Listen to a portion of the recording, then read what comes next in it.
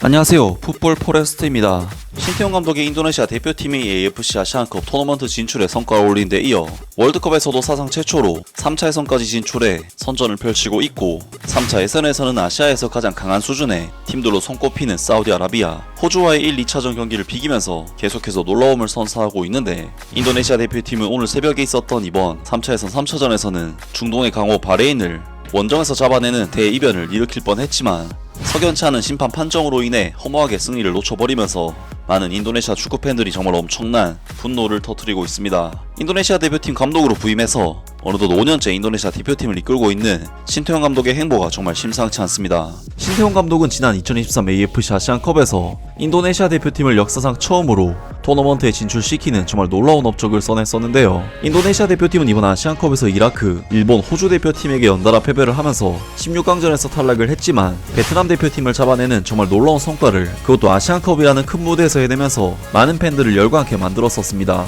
그리고 인도네시아 대표팀의 상승세는 2026 북중미 월드컵 아시아 지역 예선에서도 계속되고 있는데, 인도네시아 대표팀은 이번 월드컵 2차 예선에서 자신들의 천적인 베트남 대표팀에게 2전 2승을 거두는 정말 놀라운 성과를 거두었고, 비록 아시아 2티어급 강팀인 이라크를 넘지 못했지만 필리핀과 베트남을 압도적으로 제치고 사상 첫 월드컵 3차 예선 진출을 달성해냈습니다. 인도네시아 대표팀으로서는 3차 예선까지 올라온 것도 역사상 처음 있는 일일 정도로 놀라운 업적을 달성한 것이긴 하지만, 다른 의미로는 역사상 처음이기 때문에 3차 예선은 가장 약한 포지션을 잡을 수밖에 없었고, 결국 인도네시아 대표팀은 이번 3차 예선에서 가장 낮은 6포트에 배정이 되면서 일본, 사우디아라비아, 호주, 바레인, 중국과 함께 C조에 편성이 됐었는데요. 그리고 인도네시아 대표팀은 1차전부터 사우디아라비아와의 경기를, 그것도 원정에서 상대하는 굉장히 힘든 경기를 치렀음에도 불구하고 1대1로 비기는 정말 놀라운 결과를 얻어냈고, 2차전에서는 피지컬적인 한계로 인해 아시안컵에서 4대0으로 깨졌던 호주를 상대로도 무승부를 거두는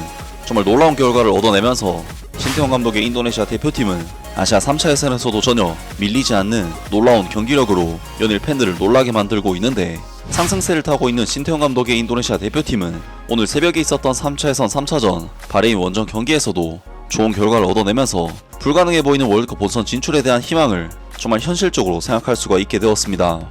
인도네시아 대표팀이 오늘 새벽에 상대했던 바레인 대표팀은 현재 피파 랭킹 76위 자리에 위치한 129위 인도네시아보다는 당연히 강력한 전력을 지닌 중동의 강호로서, 바레인 대표팀은 최근 아시아에서 수준급 팀들인 아랍에미리트에게는 원정에서 1대1 무승부, 호주 원정에서도 1대0으로 승리를 거둘 정도로 갖고 있는 전력이나 최근 성적 자체가 인도네시아보다는 확실히 높은 전력을 지닌 팀이라고 평가할 수 있는 데다, 이번 경기는 심지어 바레인의 홈에서 펼쳐지는 경기이기 때문에 인도네시아에게는 절대적으로 열세한 경기가 될 수밖에 없었는데요. 그리고 이번 경기에서 인도네시아 대표팀은 역시 원정 경기인데다 상대적 약체팀이기 때문에 어쩔 수 없이 수비에 치중하는 경기를 펼쳐야만 했고, 90분 동안 슈팅 숫자가 무려 5대24로 5배 가까이 벌어질 만큼 인도네시아에게는 거의 절대적으로 불리한 경기가 될 수밖에 없었는데, 인도네시아 대표팀은 전반전 15분 만에 바레인의 모하메드 마르운 선수에게 환상적인 초장거리 중거리 슈팅으로 실점을 허용하면서 압도적인 경기 양상과 함께 실점까지 허용하는 정말 최악의 상황으로 경기가 전개되었습니다.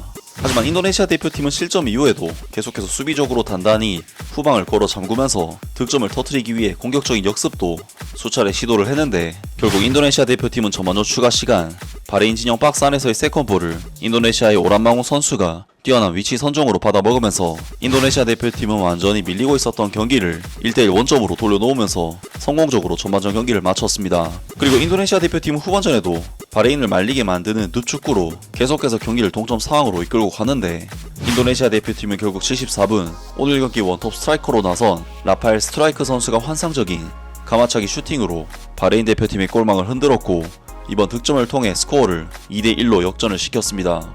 인도네시아로서는 15분 정도만 버티면 바레인이라는 만만찮은 상대를 원정에서 잡아내는 정말 대열을 낚을 수가 있는 상황이었고, 실제로 인도네시아는 90분 시점까지 2대1의 스코어를 유지하면서 승리를 눈앞에 뒀었는데요. 그리고 주심은 추가 시간으로 6분을 부여하면서 인도네시아에게는 막판까지 정말 긴장을 놓지 않을 수가 없는 상황에서 경기가 계속되었는데, 이상하게도 심판은 6분이 지났음에도 경기를 끝내지 않았고, 인도네시아 대표팀은 결국 90+9분 바레인 대표팀의 마지막 코너킥 찬스에서 실점을 허용하면서 바레인을 원정에서 잡아내는 정말 대열을 낚아내기 직전에 심판의 아쉬운 판정으로 인해 2대2 무승부로 경기를 아쉽게 마치게 되었습니다.